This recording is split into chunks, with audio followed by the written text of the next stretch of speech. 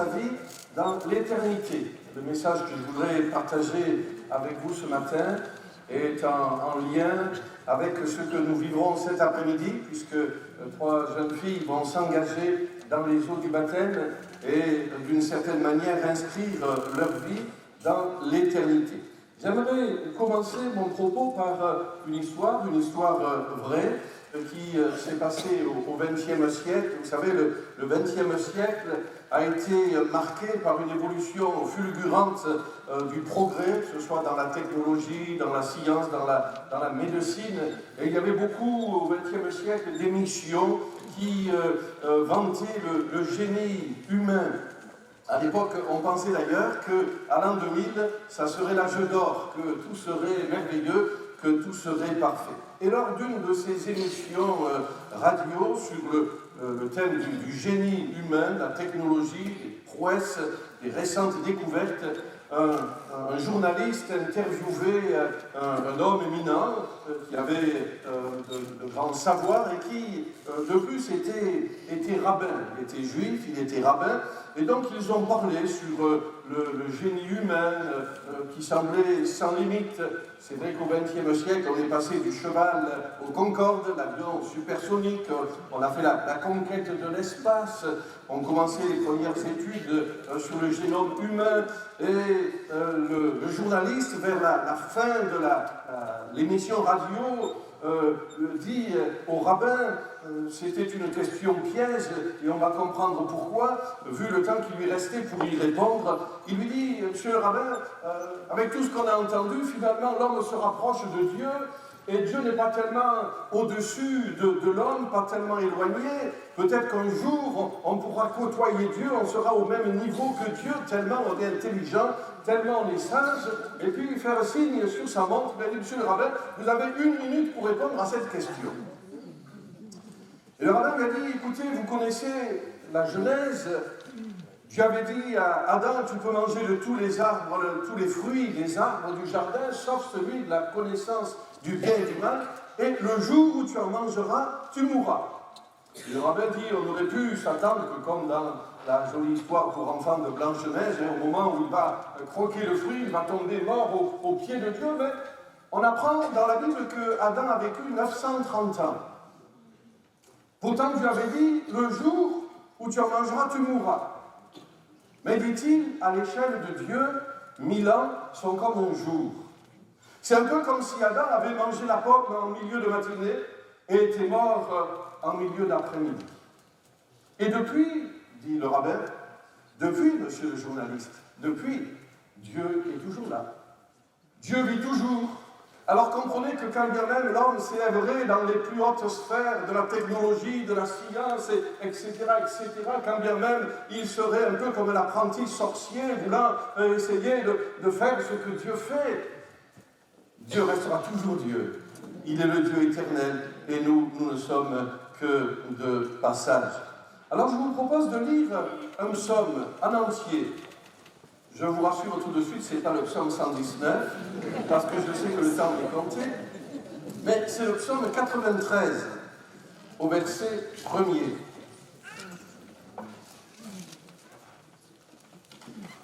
L'Éternel règne, il est revêtu de majesté. L'Éternel est revêtu, il est ceint de force, aussi le monde est ferme, il ne chancelle pas. Ton trône est établi dès les temps anciens. Tu existes de toute éternité. Les fleuves élèvent au Éternel, les fleuves élèvent leur voix, les fleuves élèvent leurs ondes retentissantes, plus que la voix des grandes eaux, des puissantes eaux, des flots impétueux de la mer. L'Éternel est puissant dans les lieux célestes.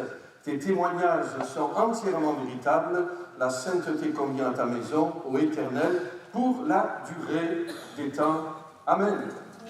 Ainsi, ce psaume proclame la supériorité de Dieu, la suprématie du Dieu qui est éternel.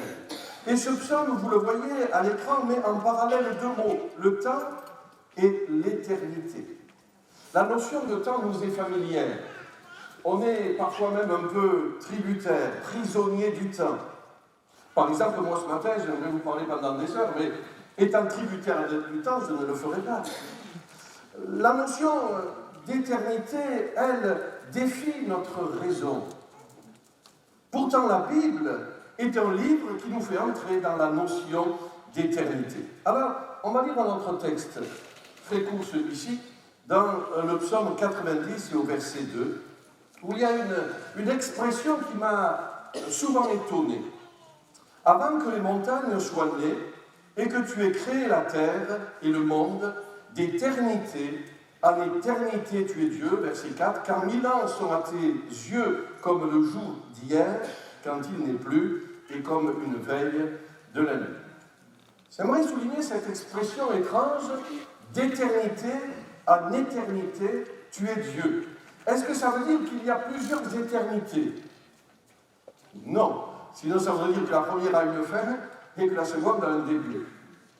D'éternité en éternité, tu es Dieu. Eh bien, cela nous rappelle que dans son éternité, qui n'a ni commencement ni fin, Dieu qui est éternel, Dieu a introduit dans son éternité comme une parenthèse, la parenthèse du temps.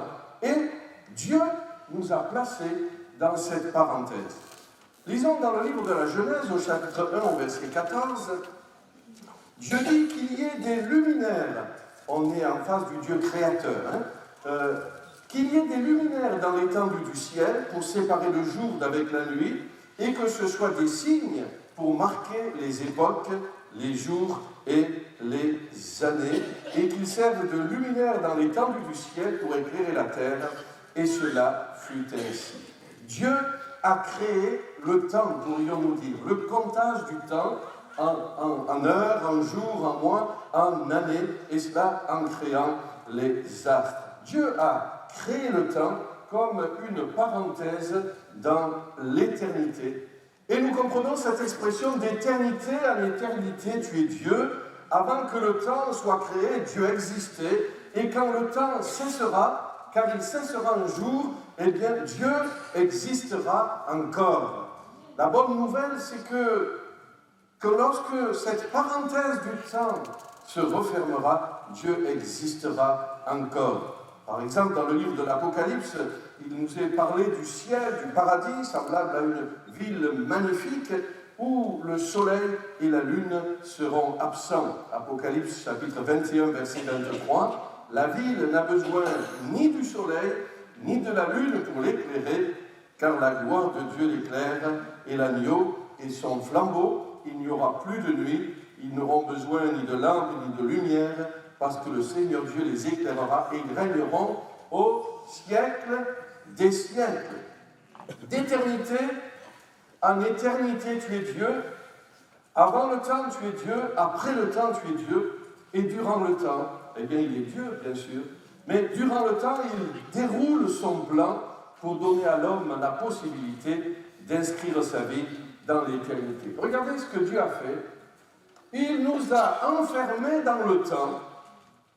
Et que l'on vive comme Adam 930 ans, ou que l'on vive comme nos contemporains 93 ans, ce qui est déjà pas mal, il a juste enlevé un zéro, n'est-ce pas? Quoi qu'il en soit, la vie est courte et nous ne sommes que de passage. Mais dans cette parenthèse temps, le Dieu qui est hors du temps, le Dieu qui est éternel, a mis en nous la pensée de l'éternité. Dans le livre de l'Ecclésiaste, toujours dans la Bible, au chapitre 3 et au verset 1er, il y a un temps pour tout, un temps pour toutes choses sous les cieux, un temps pour naître, un temps pour mourir, un temps pour pleurer, un temps pour rire, un temps pour se taire, un temps pour parler. J'ai écouté ces versets parce que c'est un peu long, mais je voulais attirer votre attention sur le verset 11. Il a fait toutes choses bonnes en son temps, même il a mis dans leur cœur la pensée de l'éternité. Savez-vous qu'il y a dans votre fort intérieur quelque chose qui a été placé par Dieu lui-même lorsqu'il a créé l'être humain, lorsqu'il t'a donné vie, il a placé en toi la pensée de l'éternité. Et que tu sois croyant ou pas, cette pensée est là.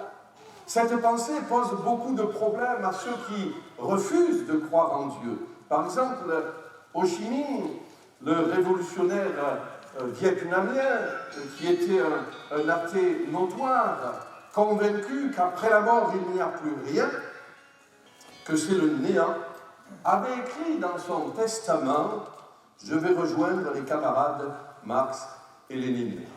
Toute sa vie, il a milité pour dire qu'après la mort, il n'y avait plus rien, mais préparant sa propre mort, il n'a pas pu s'empêcher de dire « Je vais rejoindre Marx et Lénine ». Oui, la pensée de l'éternité a été inscrite en nous par Dieu. Je ne sais pas si c'est dans nos gènes, si c'est dans notre âme, dans notre fort intérieur, mais elle est là, cette pensée nous habite, nous ne pouvons pas y échapper, c'est une loi intrinsèque contre laquelle nous ne pouvons pas lutter. C'est qu'on peut la rejeter, cette loi, et dire non, Dieu n'existe pas, non, il n'y a plus rien après la mort. On peut lui imposer silence à cette pensée qui est en nous, on peut la nier, ça s'appelle l'athéisme, mais on ne pourra jamais l'ôter définitivement de notre être intérieur, de notre subconscient.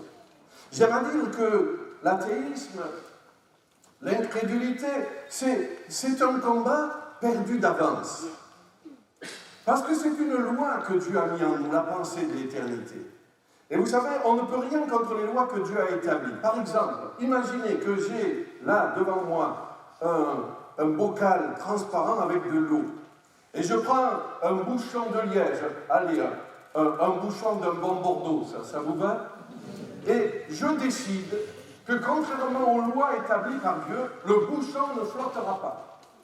Et j'ai le pouvoir de faire en sorte qu'il ne flotte pas. J'ai qu'à appuyer sur le doigt, avec le doigt sur le bouchon, et le bouchon ne flotte plus. Et je peux le tenir comme ça 5 minutes, 1 heure, 10 jours, 1 an, toute une vie. Mais à la seconde, que dis-je, à la fraction de seconde où je vais lâcher le bouchon, qu'est-ce qu'il va faire? Il va monter avec force. Et plus bas je l'aurai enfoncé, plus haut il va monter, jusqu'à décoller au-dessus du niveau de l'eau, avant de retomber et de flotter. Il en est de même de la pensée de l'éternité que Dieu a mis dans ton cœur. Alors ne luttons plus contre cette pensée, mais poursuivons-la. Dieu est éternel.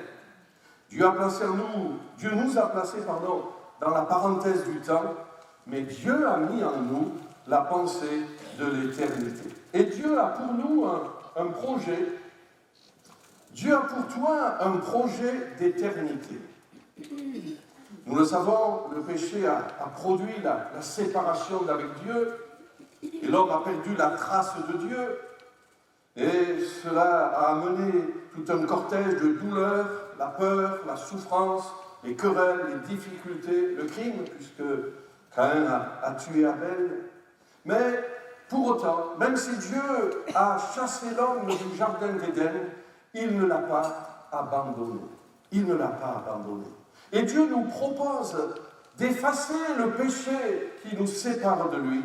Dieu nous propose de pardonner nos péchés et de nous donner la possibilité de renouer un contact avec lui, un contact spirituel, et ainsi d'inscrire notre vie dans l'éternité. Inscrire notre vie dans son éternité bienheureuse. Et nous allons voir que Dieu, qui est hors du temps, eh bien, va utiliser le temps, la parenthèse dont nous parlons. Il va dérouler dans le temps son plan de salut éternel. L'éternité dans laquelle vit Dieu, vous savez, je ne pense pas que ce soit comparable à un éternel présent. Qu'est-ce que vous en pensez? Est-ce que Dieu vit dans un éternel présent?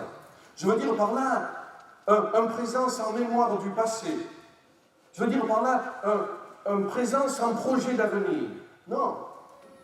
Il est éternel. Mais il maîtrise le temps. Il n'est pas insensible au temps qui s'écoule. Il utilise le temps en ta faveur. Dieu utilise le temps en ta faveur. Et il veut utiliser ce jour d'aujourd'hui en notre faveur. Il veut nous bénir ce matin. Nous sommes dans la parenthèse de temps. Nous n'avons pas tous le même âge. Nous n'avons pas tous la même espérance de vie. Nous n'avons pas tous le même avenir en nombre de jours devant nous. Mais nous avons ce matin la chance, que dis-je, la grâce d'être en présence du Dieu éternel. Et il veut utiliser le temps d'aujourd'hui pour nous bénir. Dieu utilise le temps pour exécuter son plan de salut. Dieu maîtrise le temps. Et je vous propose de lire pendant quelques instants dans la parole la notion de temps que Dieu utilise. Par exemple, dans Ésaïe, au chapitre 49, au verset 9, il est dit « Souvenez-vous de ce qui s'est passé dans les temps anciens, car je suis Dieu, il n'y a point d'autre, je suis Dieu, et nul n'est semblable à moi. » Souvenez-vous de ce qui s'est passé dans les temps anciens. On l'a fait tout à l'heure. On ne va pas y revenir, on l'a fait. Oui, Dieu a chassé l'homme du jardin, mais Dieu n'a pas abandonné l'homme, et Dieu va montrer comment on peut s'approcher de lui, même avec le péché. Vous savez comment Abel a compris le message du salut par substitution. Quand Adam et Ève ont péché, ils ont pris conscience qu'ils étaient nus et qu'ils ne pouvaient pas se présenter comme cela devant Dieu. Et la Bible nous dit que Dieu les a revêtus de vêtements. Est-ce que Dieu est allé à Kiabi acheter un costume? Non, Kiabi n'était pas encore ouvert. Comment a-t-il fait? Il les a revêtus d'habits de peau. Et donc il y a un animal, très certainement un agneau, qui a payé de sa vie pour revêtir l'homme. Abel a réfléchi. Certainement, le Saint-Esprit de Dieu a aidé Adam et Ève à comprendre. Ils nous ont enseigné Abel.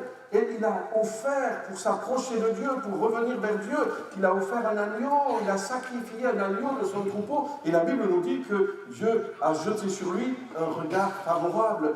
Dieu l'a accueilli.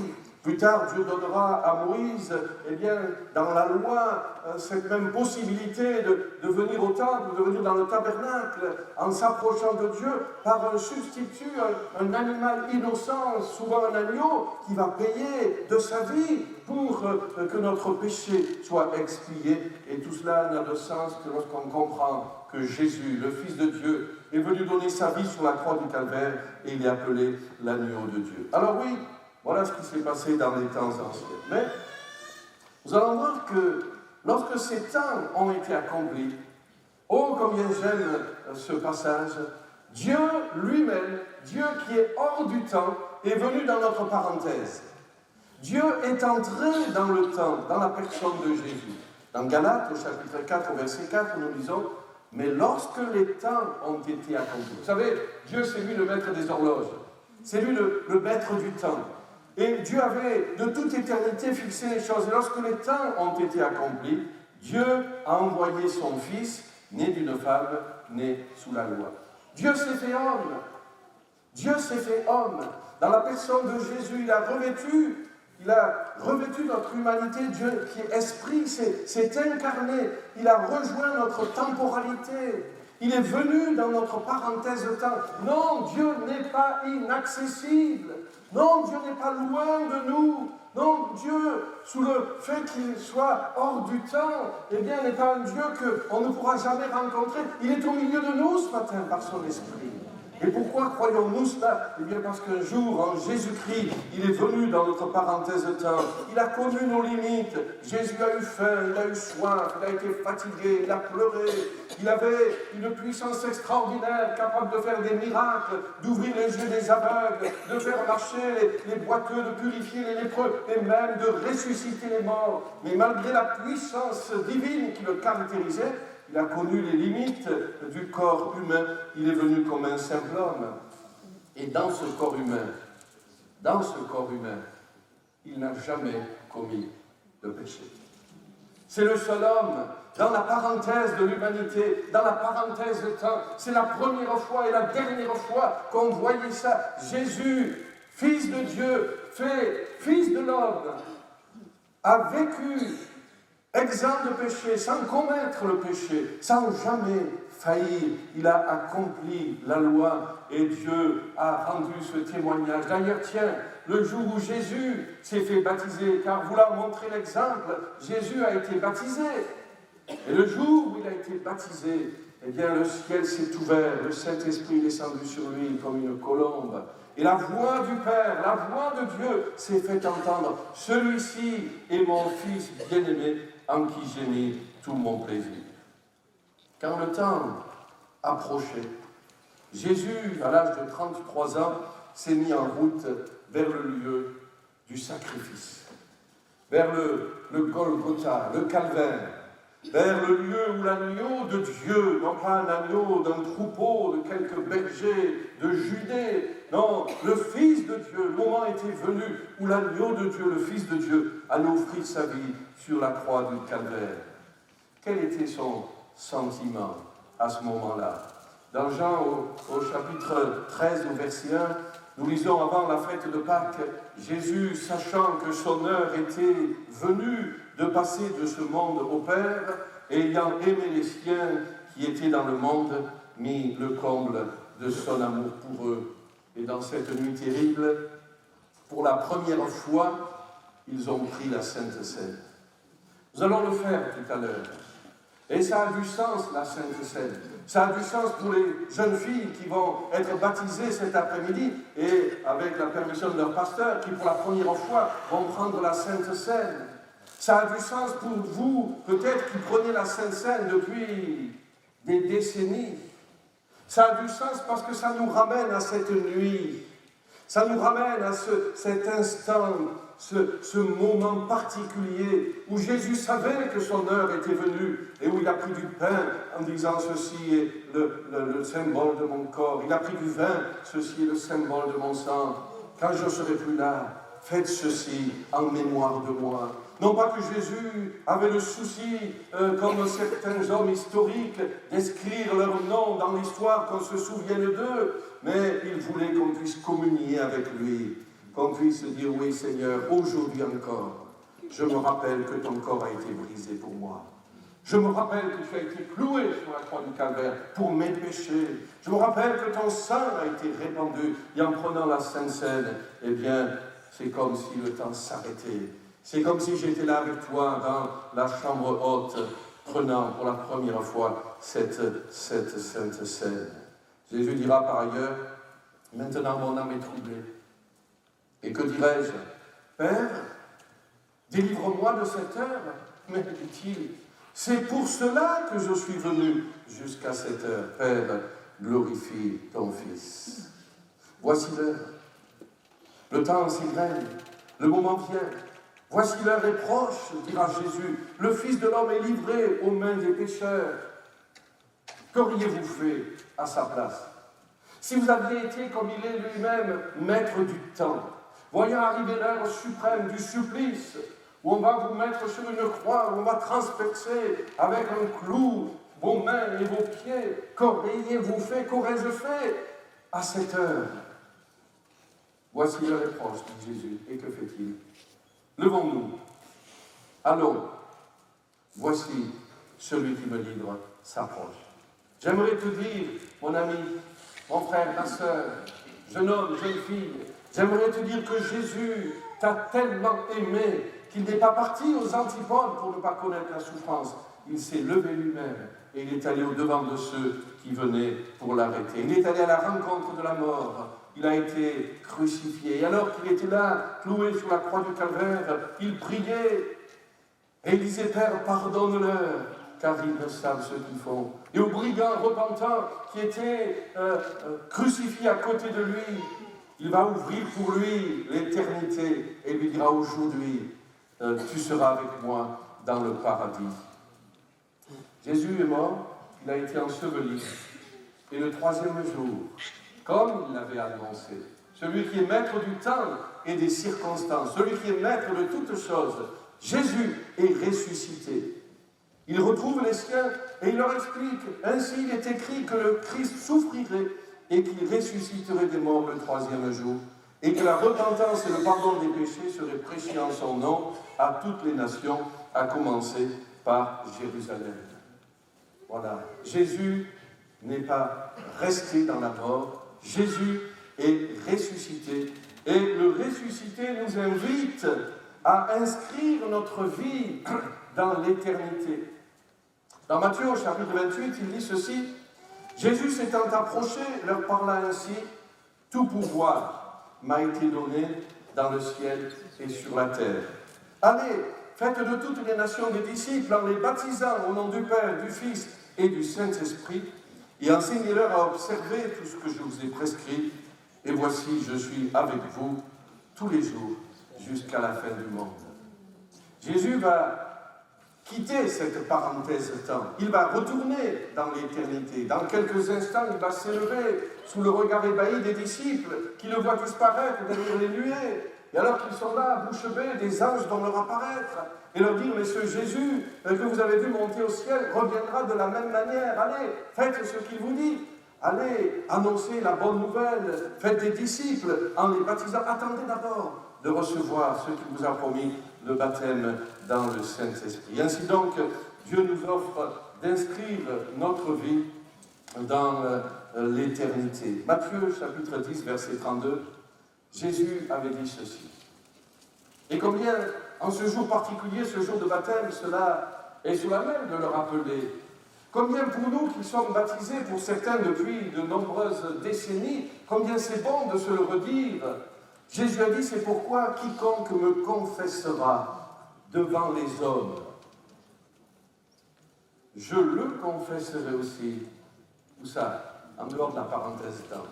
Dans le ciel, dans l'éternité. Je le confesserai aussi devant mon Père qui est dans le ciel. Apocalypse chapitre 3 verset 5. Je n'effacerai point son nom du livre de vie. Oui, mes amis, il y a dans le ciel un livre de vie dans lequel sont consignés les noms, le nom de chaque personne qui a accepté Jésus comme son sauveur, qui a cru qu'il est le sauveur du monde, qui s'est repenti de ses péchés, qui s'est converti et qui l'a accepté comme sauveur. Je n'effacerai point son nom du livre de vie, je confesserai son nom devant mon Père et devant ses anges. Et dans le verset 27 du chapitre 21, il n'entrera dans le paradis que ceux qui sont écrits dans le livre de vie de l'agneau, c'est-à-dire de Jésus, qui s'est offert comme un agneau innocent pour nos péchés. Alors pourquoi se faire baptiser, c'est inscrire sa vie dans l'éternité? Eh bien, cela sera certainement expliqué plus longuement cet après-midi, je ne vais pas m'y arrêter, mais le baptême, c'est une alliance avec Dieu, une alliance volontaire avec Dieu. En se faisant baptiser, on s'identifie à la mort de Jésus et à la résurrection de Jésus. On reconnaît que c'est pour moi, c'est pour nous qu'il est mort, et ainsi on renoue le contact avec Dieu. Jésus dira, je suis avec vous tous les jours jusqu'à la fin du monde. Voyez, il va sortir de la parenthèse de temps, il va remonter au ciel, il va remonter dans l'éternité, mais il dira, je suis avec vous tous les jours jusqu'à la fin du monde. La foi en Jésus, ce n'est pas une espérance lointaine, ce n'est pas après notre mort, eh bien, on verra Jésus, c'est cela, mais ce n'est pas que cela, c'est une réalité présente, concrète, permanente. Quand tu pries, il est là et il t'écoute. Quand tu lis la Bible, il est là et il te parle. Quand tu viens dans sa maison, il est là et il te bénit. Dieu est hors du temps, mais il est dans l'Église, il est dans nos cœurs, par son esprit. Béni soit le Seigneur. Alléluia.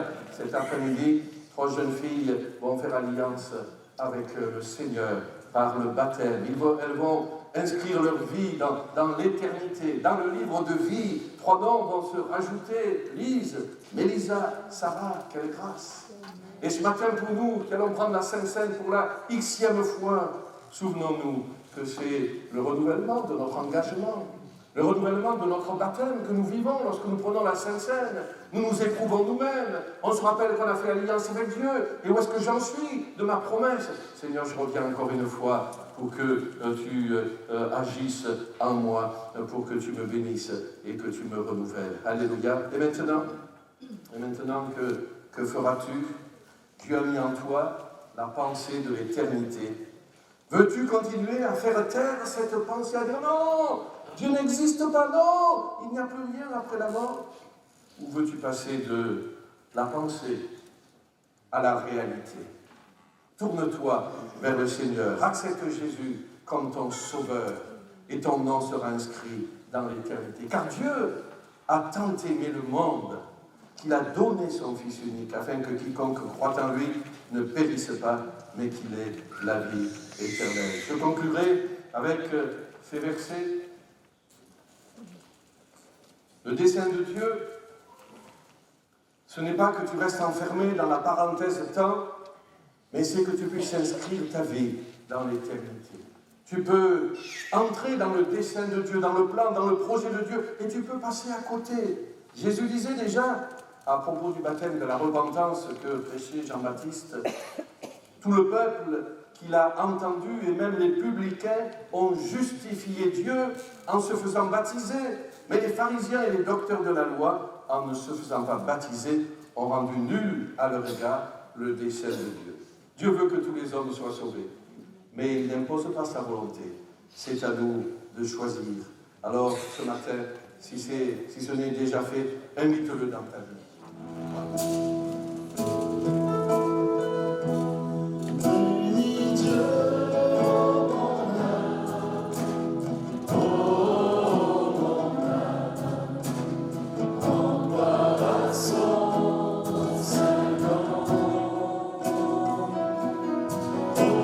Show